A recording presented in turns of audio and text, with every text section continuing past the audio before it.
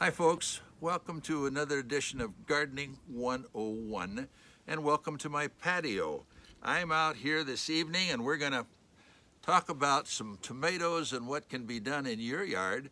I have surrounding me 6 large containers that I brought up from my garden that are next to my patio that I'm going to plant this year with things that I use in cooking every day. So, things like tomatoes and herbs and some of my favorite things will be in these containers. And we're going to talk specifically about tomatoes today because we're past the danger of frost here in northwest Iowa, and we can plant with relative assurance that we're going to get a crop without it freezing once again. So I want to talk about tomatoes and how to deal with them, how they can be successful in your garden, just with a few tips on how to plant and how to care for during the season as we approach this season as we go along.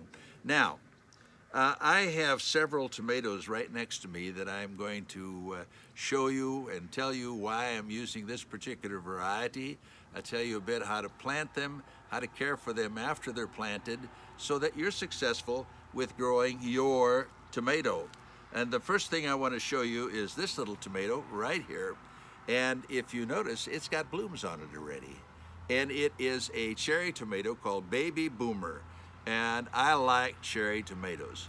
They are relatively disease resistant, they are easy to grow, and they are just yummy. I like them. I buy them instead of regular tomatoes during the entire year. And this one I like particularly. It is a determinate tomato. Now, there are 2 different kinds of tomatoes, determinate and indeterminate. Determinate bear a crop all at once, a large crop, and then they're done. And if you like to can or you like to freeze tomatoes, you'll want to try as much as you can to find the determinate tomatoes because they're going to ripen at once and you're going to have a whole bunch of tomatoes that you can make juice of or freeze or can or whatever you might want to do, and they'll do a nice job for you. Unfortunately, many of the tags that are on the tomatoes right now don't show when they are, whether they're determinate or not determinate. So it's a bit of a problem to know exactly how to handle it, but you just kind of have to go from there. If you want, ask. We can look up the varieties and tell you what they are. But this determinate one is going to go right smack in the middle of this big old pot right here. And then what I'm going to do is surround it with herbs. I'll put some basil in here. I'll put some chive. I'll put some marjoram. I'll put a number of other herbs that will go all around the base of this plant. So I have tomatoes and herbs available.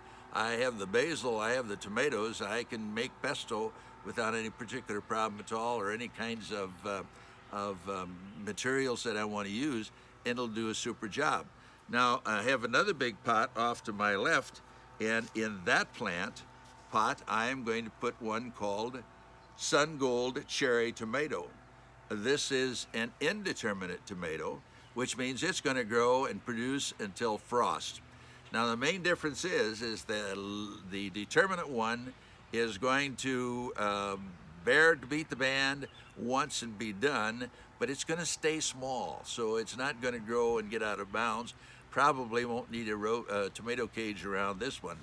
This guy is an indeterminate. It's going to continue to keep growing until it freezes this fall, and it is going to need to be caged. So I have a red cherry, I have a golden cherry, and they're going to do a super job for me, and they're going to be what I can munch on all year long. I like to plant cherry tomatoes at the entrance of my garden so I can feast on them on the way into the garden and on the way out of the garden. It's just a good thing to do. Now, another tomato I want to show you is this particular tomato. And the reason I want to show it to you is because there's a planting technique that goes well. The tomato is a rather unique plant in that it has root axils all the way up and down the stem. So if I were to plant this plant in my garden, I would snip off all of these leaves, pop off all of these leaves, probably all the way up to here, and I would plant this tomato sideways. and then I just bend the top up a little bit so it sticks out of the ground. And what happens then is it roots the entire length of this stem, and it'll take off and do a marvelous job for you. So if you get these kinds of tomatoes that are kind of long and leggy like this is really what I look for when I'm shopping for tomatoes. And pop all these leaves off, set it in the ground sideways, just let the tip out. Don't try to bend it real much or you'll break it. Just let the tip out. It'll root the entire distance. You'll have a huge, huge root system that'll just take off and do a nice job for you.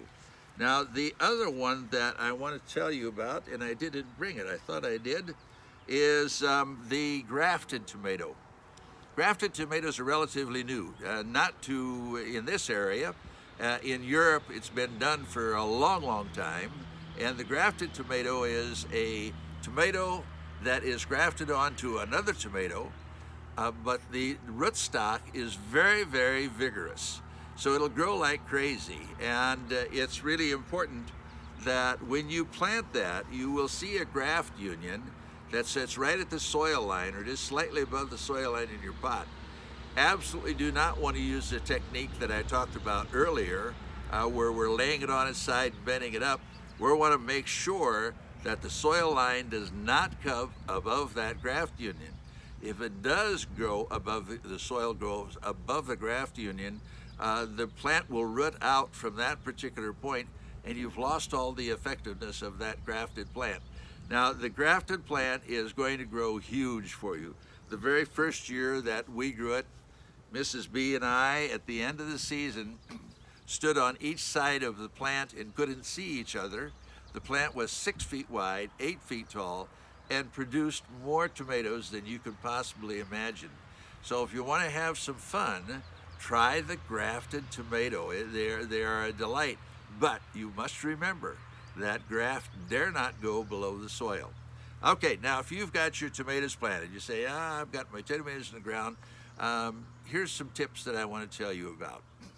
Number one, as soon as that plant gets out of the ground, start cutting the bottom leaves away. Cut them off, pinch them off, however you like. I'd prefer you cut them off so you have a nice clean wound. And we want this plant to grow up so that the bottom leaf is about 10 inches above the ground, maybe even more. What you'll want to do first off, right off the bat, is mulch that tomato. Shredded hardwood mulch works great. If you have compost, that's wonderful, use it.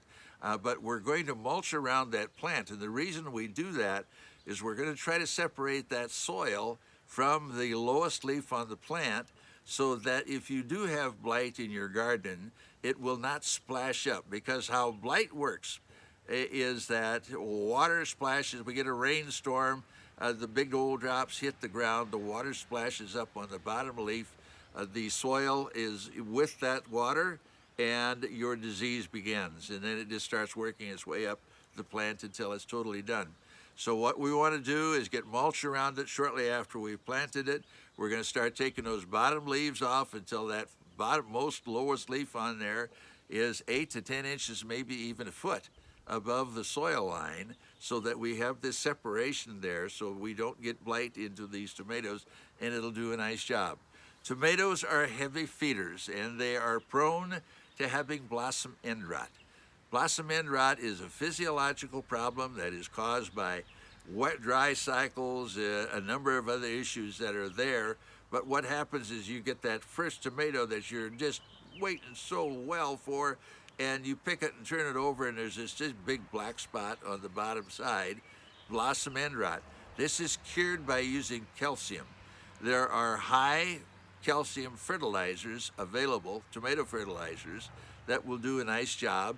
If not, use bone meal. As you plant, or if you've already planted, a nice ring of bone meal around the plant will do a super job for you, and you will have great tomatoes, believe me. Remember to get the cages in place so that we have them trained up. Get rid of the suckers that go in between the plants. That's this little shoot that goes right smack here. I don't know whether you can see it or not, but it's between the leaf and the stem, the little shoot right here. I've picked it out. Try to get those out of the plant as much as you can, because they do absolutely no good. They just provide a lot of foliage that you don't need, and it'll do a super job. Folks, it's been a pleasure being with you today in my patio. I have to tell you that I'm sitting on my favorite garden tool, and that is this tool right here. Absolutely love it. Take it out in the garden, sit on it wherever I want to. If I want to kneel, I simply turn it over and it does a marvelous job. Folds up, hangs on the wall, does a great job. The garden seat, we have it available at Dell's Garden Center. You will love it, I guarantee you. Hey, it's been a pleasure being with you today. We'll look forward to seeing you all again next time. Until then, keep on believing, won't you? Bye now.